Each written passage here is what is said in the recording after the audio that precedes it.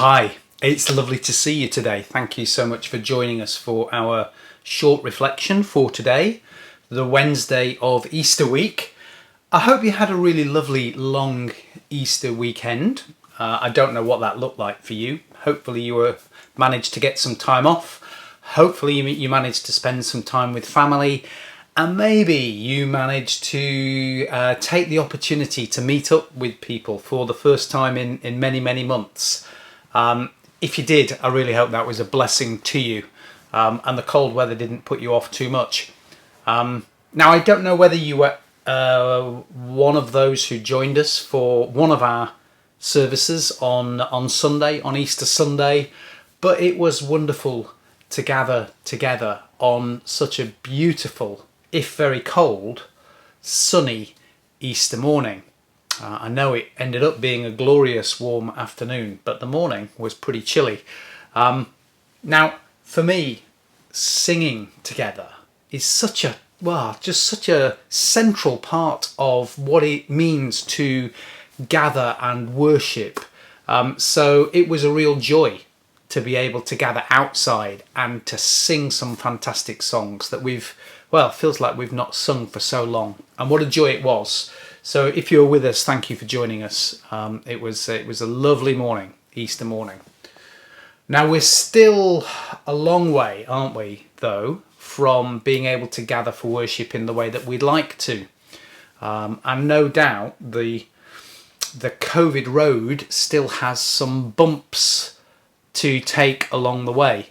But it was just so good to see the hopeful signs of reconnecting that we're seeing at the moment, and we rejoice and give thanks for all of that.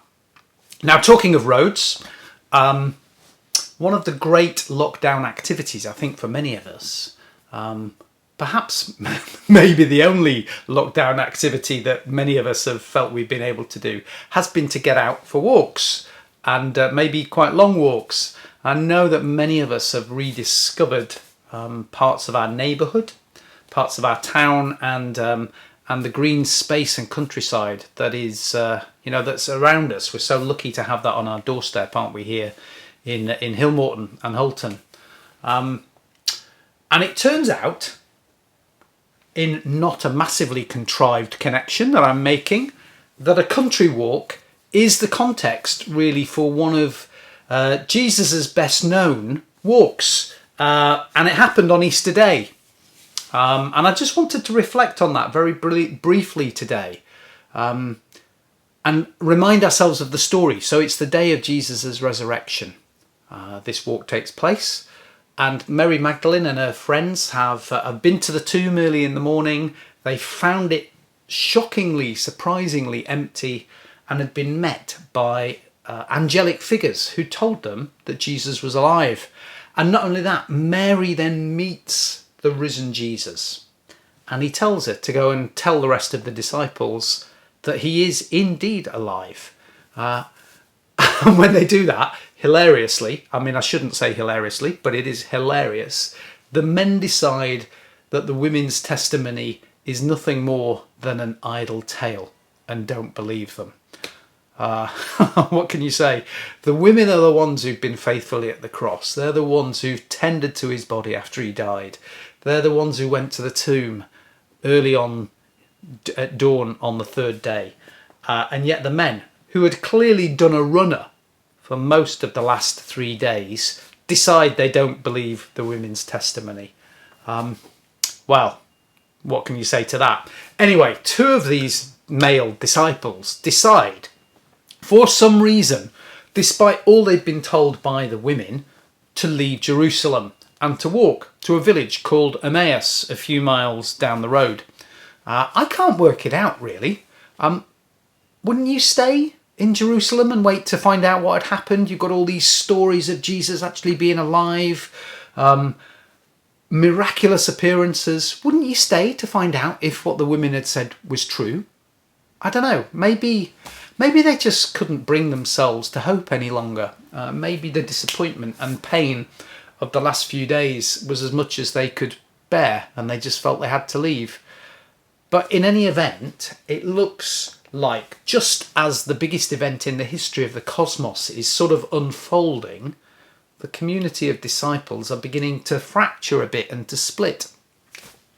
And the wonderful thing about this is that we find out that Jesus sees them in their, well, let's say their pain and their uncertainty and their broken hope, and he joins them on the road and he walks alongside them and he asks them about their experiences of the last few days. He asks them what's on their minds. He puts up with the fact that in their self-absorption they don't recognise him, that they hilariously even ask Jesus if he's the only one who doesn't know what's been going on for the last few days.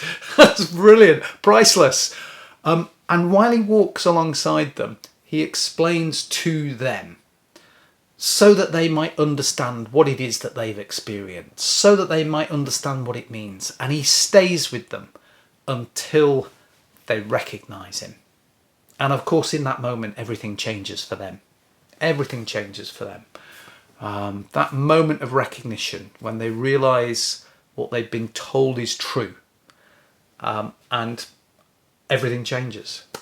And I'm just really reassured by this image. Jesus could have let the two go, couldn't he? He had plenty of other people that he needed to make a resurrection appearance to. Plenty of other appointments, as it were. He could, disappointed by their doubt, have left them to take their journey alone. But he doesn't, because he's never content to let any of us go. You know, even when we give up on him, even when we give up on Jesus, even when our pain and our life's experience cause us to lose hope, he never gives up on us. Never. He never leaves our side on the road of life, whether we recognise him there or not. You know, he's constantly alongside us, accompanying us on our journey and waiting patiently for us to recognise his presence with us. And 2,000 years later, Jesus is still very much risen from the dead and still very much walking alongside us, just like he walked alongside his two friends that day in all their doubt and uncertainty. I don't know to what extent you feel like you're walking the road with Jesus. Recognise his presence, recognising his presence alongside you every step of the way. Maybe at the moment his presence with you is like palpable, and that's amazing. But maybe he just seems like a long way away. Maybe he seems utterly absent. I don't know. But either way, I'd love to encourage you to know that he is there. He's patiently waiting for us to invite him to stay, and longing that we might recognise him and his presence and draw close to him. So this Easter week, that would be my prayer, really, that we would all in some way open ourselves to recognise Jesus' presence in our lives. He's always there. He never leaves us, whatever it might seem and whatever we think.